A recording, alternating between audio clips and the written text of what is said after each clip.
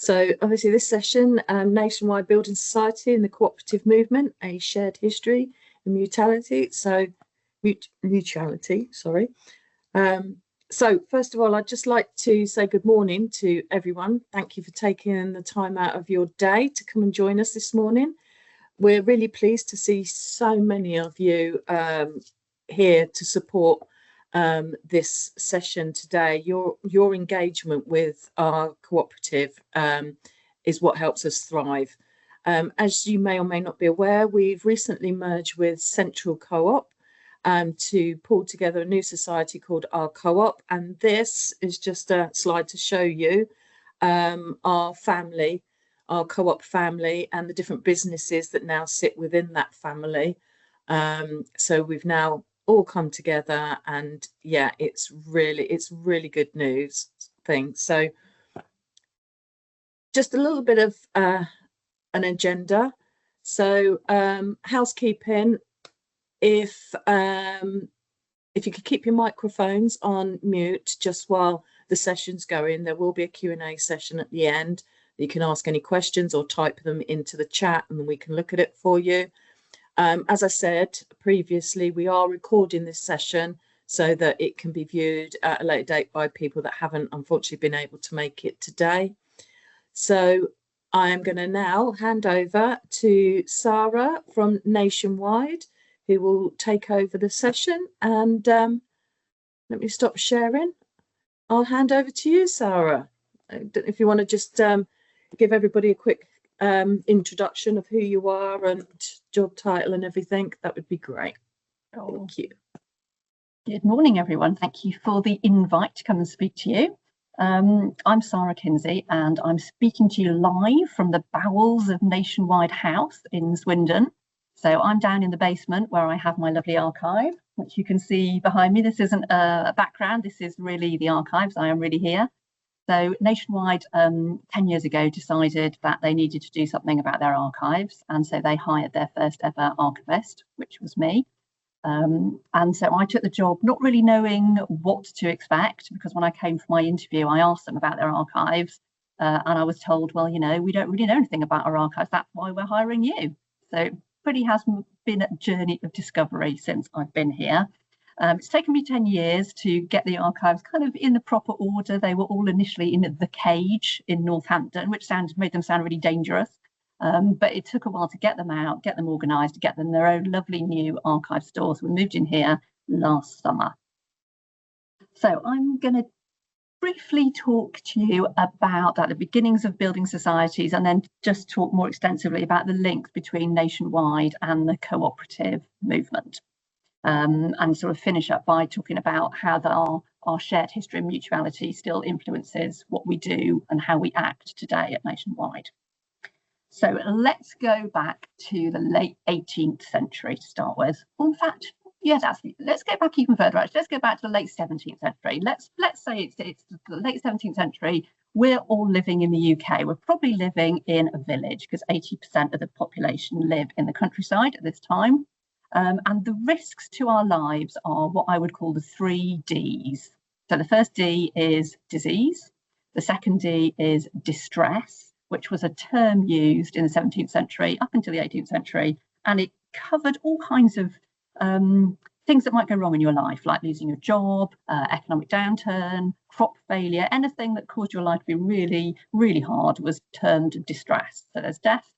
So there's disease, there's distress, and then the third D is obviously death, that quite often leads from the first two. So how could we, as ordinary people living out there in a village together, how could we overcome the 3 Ds? Well, what lots of people did was they formed a friendly society. So we would all meet probably in a pub. Let's say Karen is the publican. We trust her with our money, so we meet there every fortnight. We all put the same amount of money into a pot that Karen keeps.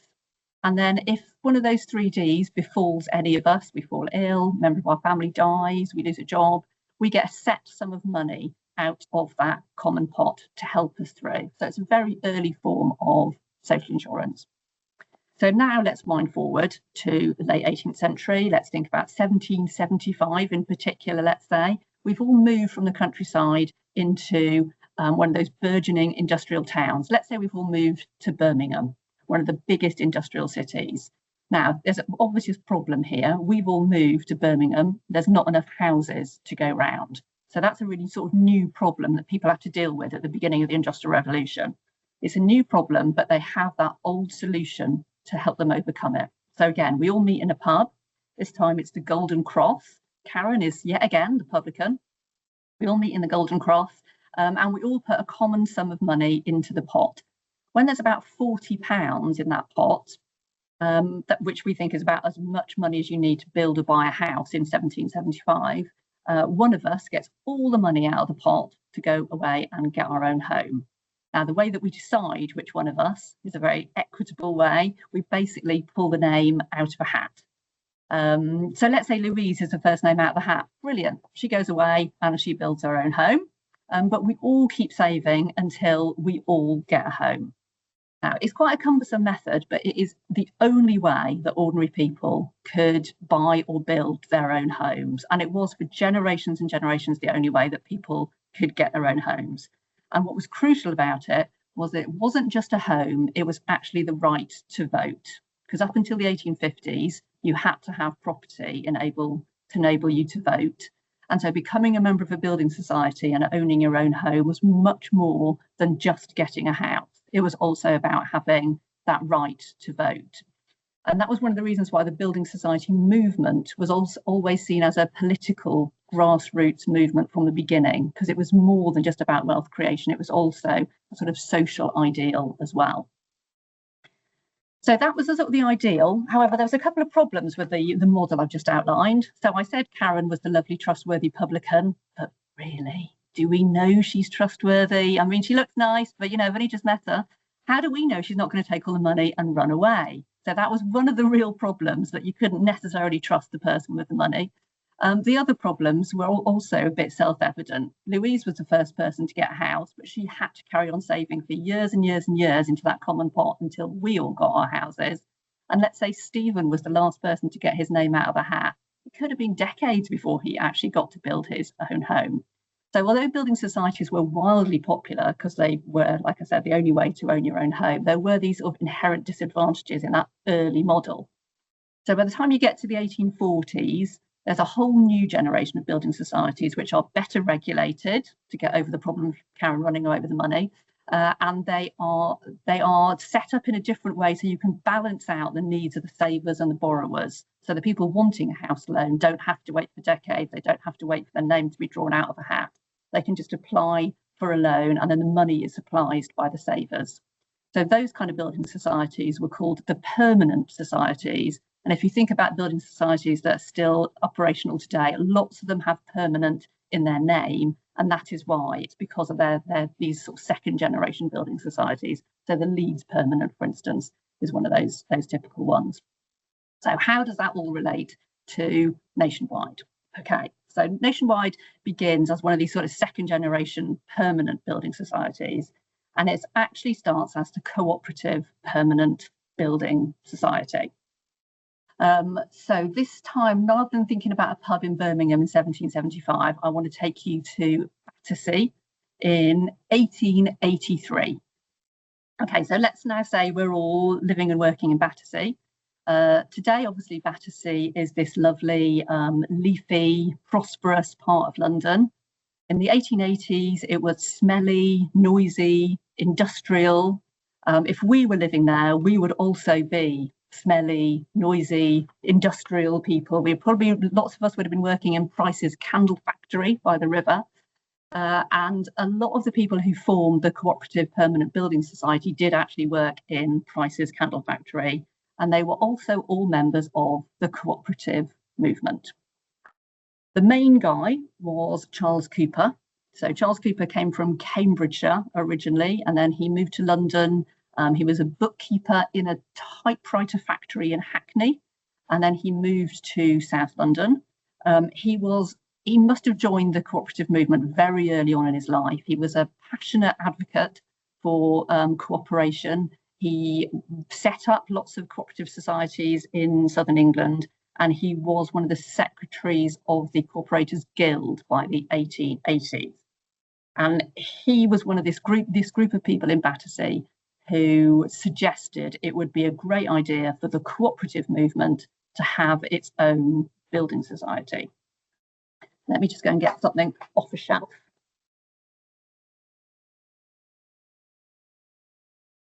Okay, so in here is a handwritten proposal from Mr. Cooper that he wrote in 1883.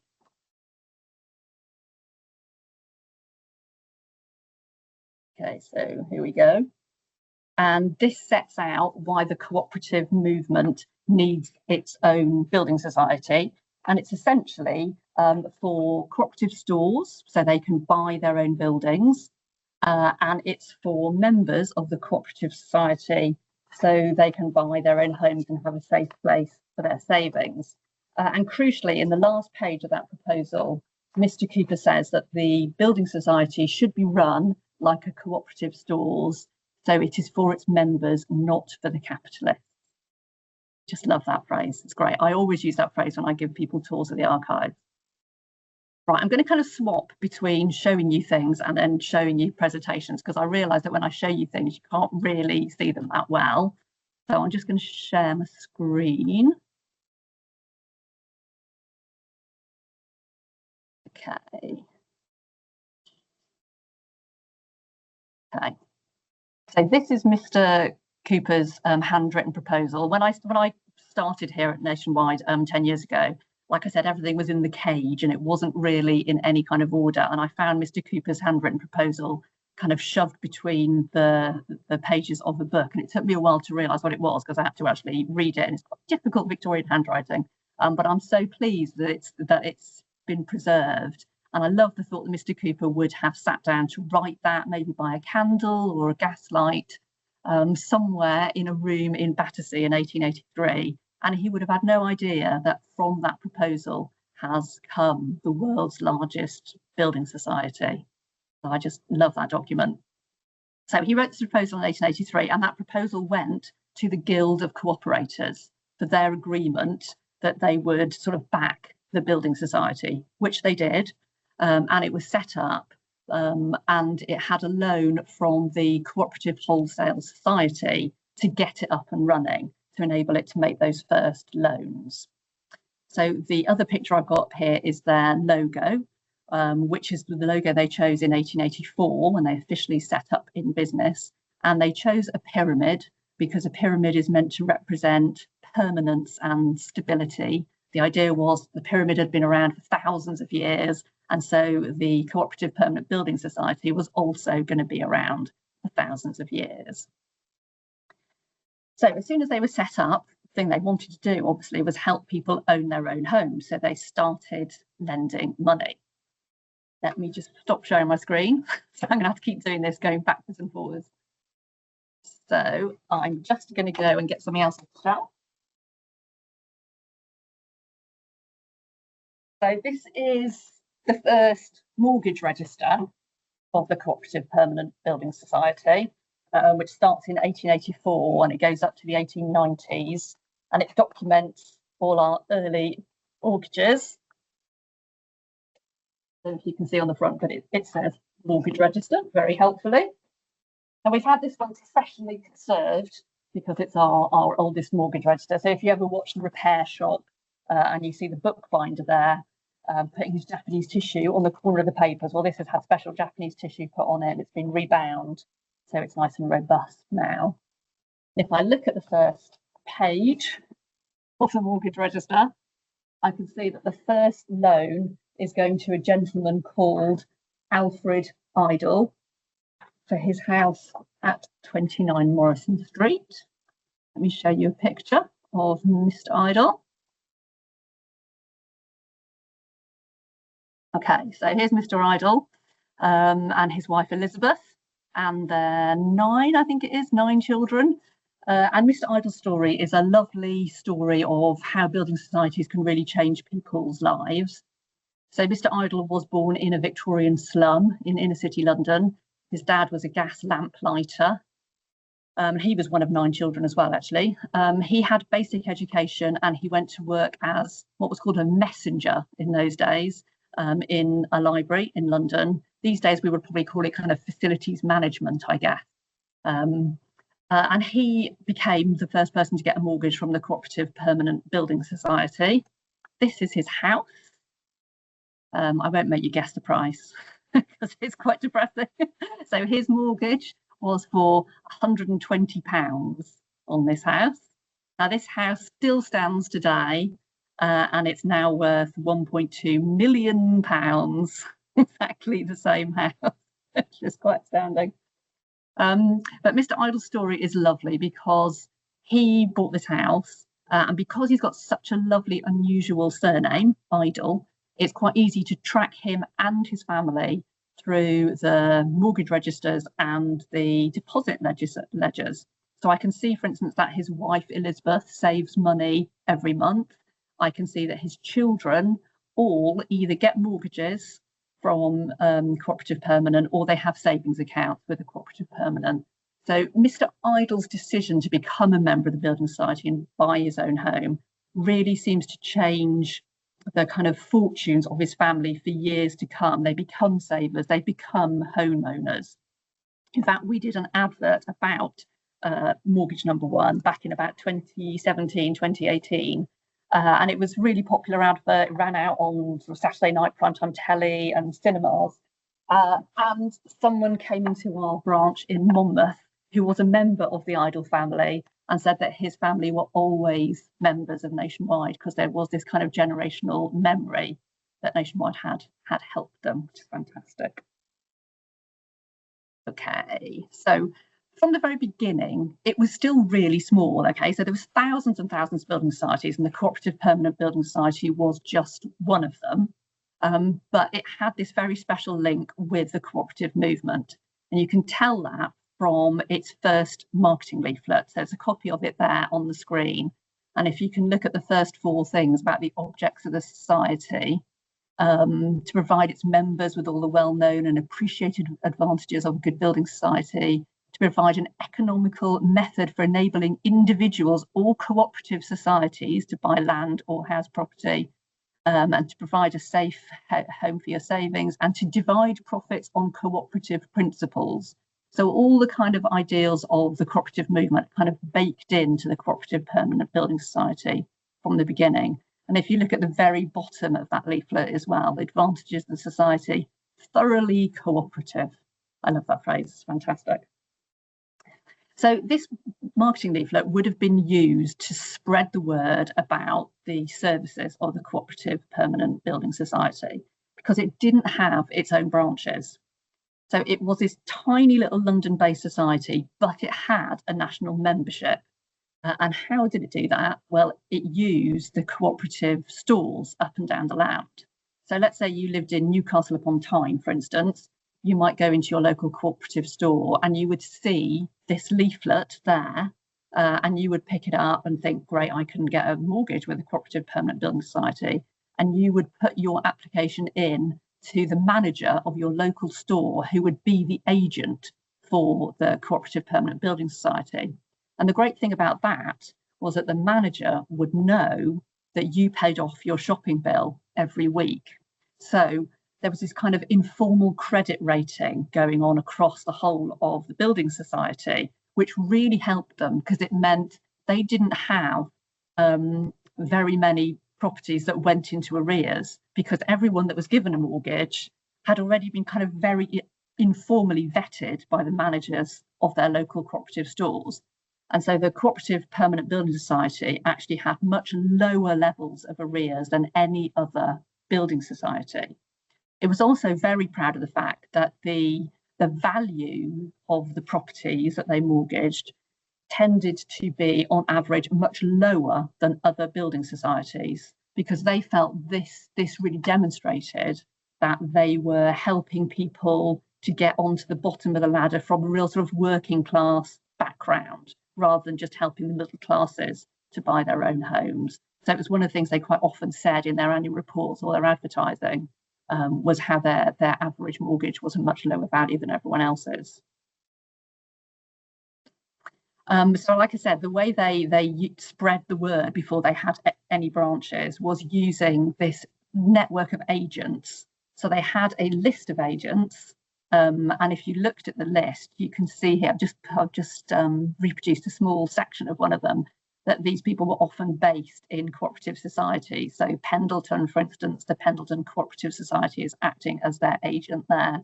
And those individual names, those are people who are probably managers of cooperative societies in their localities, and they, you can actually go to their home addresses to talk to them about opening a savings account or opening a mortgage account. Very different to now, obviously, where we would never give out a list of people's names and addresses, but those were very different days.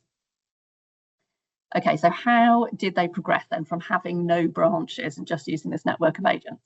So from about the 1920s onwards, the Cooperative Permanent Building Society decided that they would start opening their own branches in parallel to this network of agents. And they start off with Birmingham and Manchester, and then they start gradually spreading their own branch network around. But they're always very careful that they're not treading on the toes of the local cooperative society.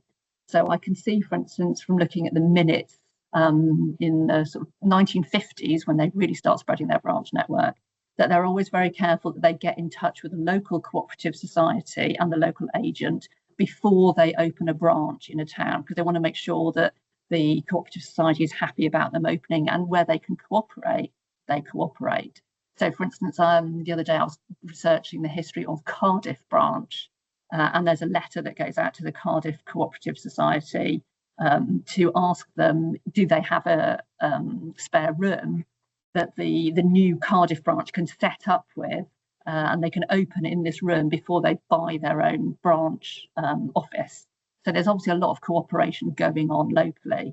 You can also see that through the advertising. So these are nice adverts from the 1950s, and they're advertising the services of the Cooperative Permanent Building Society, but they're saying that you can access those through your local cooperative society. So there's one there for Bournemouth and one for Wrexham, and we've got lots of examples of these kind of ads where the Cooperative Permanent Building Society is obviously acting alongside the local cooperative society. Okay. Now, problem is, this beautiful relationship has to come to an end at some point. And as well as having that cooperation at a local level about branches, there was also cooperation at a higher level. So for many, many years, from the sort of very beginnings of the society, there was a representative of the Cooperative Wholesale Society who sat on the board of the Cooperative Permanent Building Society. But in 1965, that representative on the board resigned. I think he just had been on for a long time, and the Cooperative Permanent Building Society decided not to replace him with another representative from the Cooperative Society. So in the late 1960s, there was a kind of growing divide between the two organisations, and then in 1969. There was a run on a local cooperative society in Cumbria. I think it was the Millom Cooperative Society, and this run. So there was a problem, and it couldn't pay its depositors. But then there was a kind of what we'd call contagion in the financial services, and the Cooperative Permanent Building Society found that people were taking their funds out, thinking that this would spread to the Cooperative Permanent Building Society. So they had to issue a statement to say that they weren't actually linked with the cooperative movement. And it became of a risk, really, to the Cooperative Permanent Building Society. They were also worried that people thought you could only go in and get a mortgage or savings account with them if you were already a member of the Cooperative Society, which wasn't true. I mean, they were open to anyone by then. But there was this perception amongst the public that you had to be a member of the Cooperative Society, which was really limiting their chances to expand and grow their market share. So in 1970, there was a very contentious board meeting, and you can tell that. I mean, if anyone's ever looked at board minutes, they are written in a really kind of boring way. It never gives you like the full picture, so you're always having to read between the lines. but you can tell that this meeting was pretty stormy because two directors really wanted to have it on record that they didn't agree and they wouldn't vote for the name change. So at this directors meeting, they decided they would change their name to Nationwide Building Society, and they would formally kind of leave the cooperative movement. Now, because this was such a big change, they had to put that to a vote of the membership. So there was an extraordinary general meeting called of Nationwide members in September 1970, and they did endorse the fact that the name would change and they would sort of stand alone and go it alone from then. And obviously we have since then. However, I do like to think that some of those ideals of the cooperative movement, which were baked in from the beginning, are still running through Nationwide today. And I put on my last slide two of the things that I think show that some of those ideals are still strong, alive and kicking within Nationwide. And the first one is the fairer share that Nationwide has done for the last 4 years, which is all about dividing profits on cooperative principles, just like it says in that early marketing leaflet from the 1880s. We have been doing that for the last 4 years and actually giving money back to Nationwide members.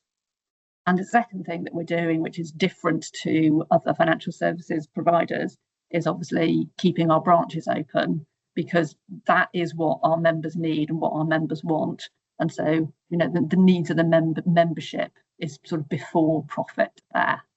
So although we're not still called a cooperative permanent building society, I do like to think that those historic links have really influenced the way we still do business today.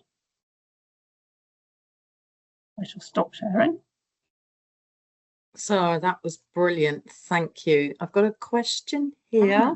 Cool. Linda's asking, were women given mortgages? And actually, it's funny because I was wondering that the same thing, because when you showed the leaflet, I saw on there it said one man, one vote. So yeah. It's like, so were they given?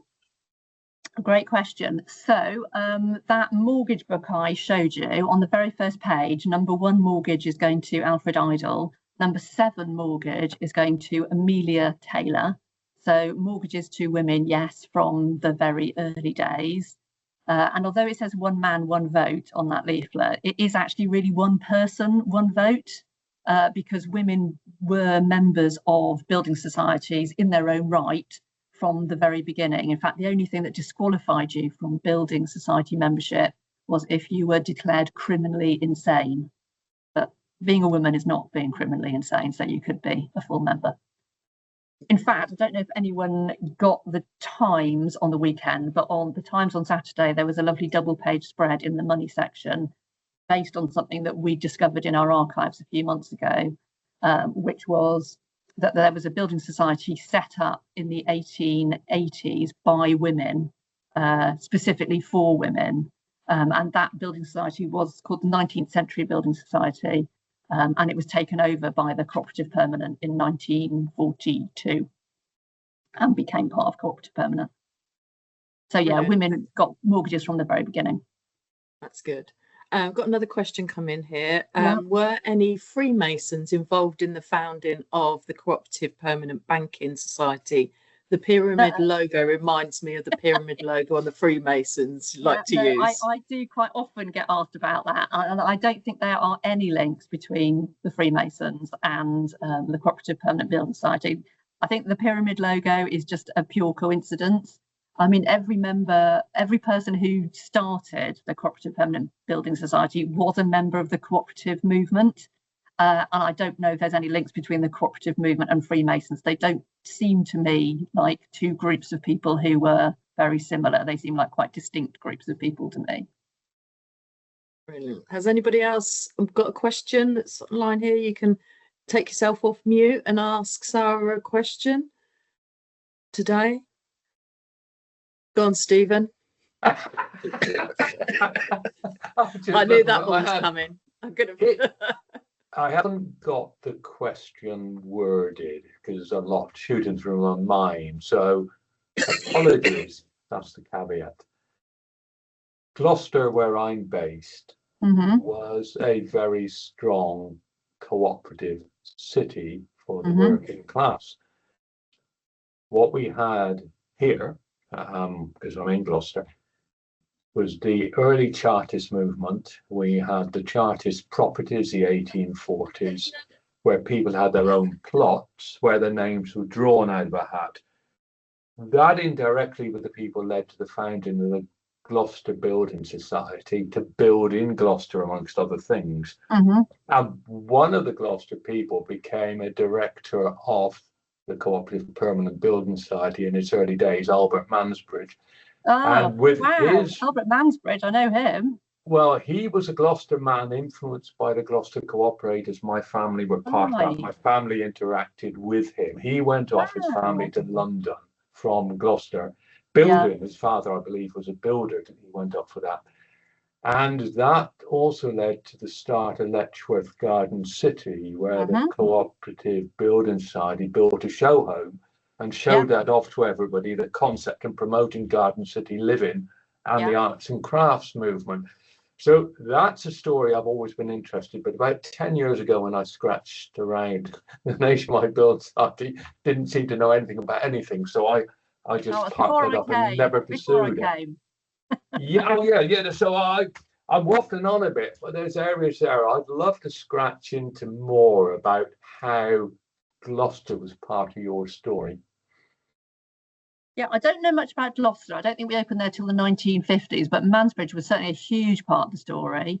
And Letchworth was mainly financed by the Co-operative Permanent Building Society. There's lots of references to it in the minute books. The directors went, I think, every fortnight or every month to check on the buildings when it was being built, because they wanted to make sure they were good quality buildings as well as being built. And they sponsored what was called the Best Cottage competition. So builders in Letchworth they had to build a cottage for under £150, and then the Co-operative Permanent Building Society bought the winning cottage and used it as a home for their agent, who was called Nicholas Pound, and they owned that home for many years. In fact, still stands in Letchworth, because I've done a drive-by to check that it's still there. So yeah, it was massively involved in financing the building of Letchworth Garden City. Thank you. Thanks, Stephen. Simon, you've got a question? Yeah, hi everyone. Thank you. That was a fascinating talk, and as a colleague just said about interest in Gloucester, I'd be interested in Bristol, because certainly I'm from a family of co-operators, and I've been a member of Nationwide since birth, really, because like when you get the email saying you've been a member for like over 30 years, well, it's longer than that, because when I was very young, my parents set up an account for me there, and my grandmother had a money box, really right into the sort of 80s or 90s, which said Co-operative Permanent Building Society on. I've got one of those on my desk. Yeah, like a little book, like a tiny little prayer book size one. That's right. Yeah. She'd go into put her 2p's in there and go into the branch, and they would have the key. And it was only in about the early 1990s she went in, and they didn't know what on earth it was. Oh yeah, no, those boxes were so popular getting people to save, because the crucial thing was you didn't have the key to open it. You could only take it into the branch, and then they would open it and put it into your account. And they still turn up today. People turn up in branches with them saying they found it in an attic or whatever. And I do now have master keys for all of them, so I can open them. And Bristol was a big part of the Co-operative Permanent Building Society story. It was one of the first branches. So I think the first ones were Birmingham, Manchester, and then I think Bristol might have been like certainly the first 10 branches to be opened. Yeah, and the other thing I was going to say is, although there was a name change in 1970, I think a large amount of co-operators were still members, and that made the difference in the 1990s with the carpetbagging attempts to demutualise. And I think I know Nationwide is now a member of the Cooperative Union again for the last few years, so I'm hoping for a name change back eventually.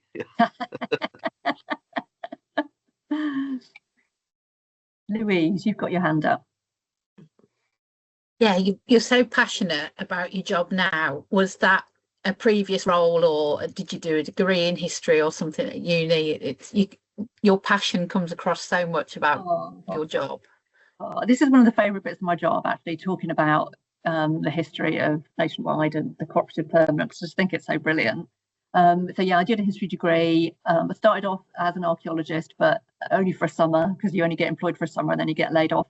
So turned to archives instead, and I've specialised in business archives, actually. So I worked at Oxfordshire County Record Office first of all, and then I worked at Unilever, and then I worked at HSBC actually for 20 years, and then I came to Nationwide. And because I've worked in a kind of normal retail bank environment, I know that Nationwide is different, because I've already done 20 years at HSBC. So I can, the moment I came here, I could see and feel how different it was. Yeah, thank you. I've got another question for you in the chat. Are any of these archives available online, or any sort of history of the society available to the public? And make appointments to come in. I am open to the public. So you just need to email me to come in if you want to see anything. Okay, so you happy for me to drop your email address in the chat? Perfect, I'll do that. Fine. Yeah. Has anybody else got any more questions for Sarah at all? No? As I said, this recording is, Stephen, yeah. Again, it's perhaps not a well-worded question, but just dropping back to Gloucester and the building society there, the cooperative movement, say 1900 era, 1890s, there was a lot of discord that they weren't issuing out money to members for their own houses. And I'm thinking, was that because people weren't coming forward? Were they actually acting as agents for the cooperative permanent building society, or were local societies back then trying to do their own thing and grant money to their members completely separate to the cooperative permanent building society? Sorry, I missed the beginning. Was that in the 1880s? So say 1880s, 1890s, 1900. I know in Gloucester there was a lot of discord that money was not being granted to members, and they weren't pursuing house building as a lot of people thought they should be. But I don't know if that was because of local money from the local cooperative society, or whether there was a problem with their relationship with the cooperative permanent building society. It might have been that there was an economic downturn in the 1890s. It might have been that. And there was also one of the only scandals in the building society movement happened in 1892. So there was a lot of distrust of building societies just in that early 1890s period. Right. Okay. Right. Two things I didn't know. Right. Thank you, Sarah. Yeah. The 1890 scandal is hilarious in a horrible way. It's called the Liberator Building Society. It's one of the only national building societies, but it's completely like a house of cards. The person who set it up is effectively stealing all the money, and he runs away to Buenos Aires with the daughter of a close friend, and Scotland Yard dispatched some detectives to go to Argentina to kidnap him and bring him home to stand trial. It's an absolutely brilliant story. God, that's amazing. I've dropped Sarah's email address into the chat if anybody wants it. And she said, make an appointment and come and see the archives. I'm going to have to go, sorry, because I've got a tour starting in 2 minutes. That's right. Thank you ever so much, Sarah. We've had people saying big fascinating. Thank you so much. Really appreciate it. Thank you so much. Thanks, Sarah. Take care. For everybody else, as we said, we're recording this session. So what will happen at the end, I'll download it. It will go to our studio for them to top and tail it. And then once I get the link, I'll send it out to everybody, but it will also be on our YouTube channel. But I'll send it to everybody that's on this session today. Just a couple of things. If you wouldn't mind just popping a mark out of 10 of how you felt this session went today. I'll also be emailing you just a very quick survey, feedback survey, either today or tomorrow, just to, we really appreciate your feedback, because obviously that makes us be able to improve our sessions, see what other people would like to find out about. So if you wouldn't mind taking 2 minutes or so just to quickly, fill that out for me. It's an online one, so it shouldn't take too long. I'd be really grateful. And before we leave, if I just share my screen again with you, let's get that there. Teams, let me know when you can see my screen. If someone can give me the, hold on, thumbs up if you can see my screen. Nope, hold on, why is that not working? Let's try again.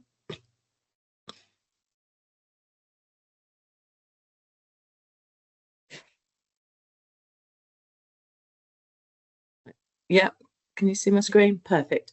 Just quickly, just to let you know, we've got our annual members meeting on the 20th of May. You've probably seen the emails going out. It's in 7 different locations. So hopefully there's a venue near yourselves. Again, you can book on our website. And just to let you know, we've got a couple more events coming up. Next week we have, we've got if you live in the sort of Swindon area, we've got a how to use community defibrillator training session at the Old Town store in Swindon. And also we've got another online event, which is live at the Hive. If you're not aware, we have beehives at our Warwick head office. And our beekeeper, Lee Franklin, will be doing a live from the hive, weather permitting, where he'll show you inside the hives, talk about May, and everything to do with bees and the environment and how you can help bees in your garden and everything. So their one's coming up, but also on there'll be some more events being added to our events page. I'm just working on at the moment, so just keep having a little look on there. There's always ones being added that you can either in-person events or online events that we'd love to see you at and join us. If there's no other questions, I hope it has been fascinating. It has been for me. I must admit, I've learned loads, and I hope you've really enjoyed it. Yes, Stephen. Just a quickie, the bee event, is that in person or online? That's online. Lovely. So he's going to be streaming it from the hive, as long as it's not pouring down with rain. But if it is, he's got a PowerPoint that he can do instead. So that's fine. But yeah, it's an online event. But hopefully we all seem to be getting a bit more sunshine now. So fingers crossed it stays like that, because they're usually a really good informative session, especially if you can actually get a look into the actual beehive and that itself. I've also got coming up, and again, they're in the works, just getting the artwork done. We have one of our partners called Garden Organic. I don't know if anybody's heard of them, if you like gardening and that. We've got a couple of sessions coming up with them as well. And it's with their head gardener, Chris Collins, who used to be head gardener for Blue Peter, the kids show, and he's been all over the world doing gardens and everything else, and his enthusiasm, like Sarah's, is amazing. So again, look out for that. We've got that coming up in June, so please, join us again for those. But if that's it and there is no more question, I'll just check in the chat. We haven't got, what have we got in the chat here? Garden Organic's cool. Yeah, formally there. Yes, it is. Yeah, absolutely. So we've got 2 sessions with them this year coming up. So keep a lookout. I'll put the dates actually in the email for you when I send that out either today or tomorrow. But once again, thank you so much, everybody, for taking the time out of your day to join us. I hope you've enjoyed the session, and I hope to see you all again at another session.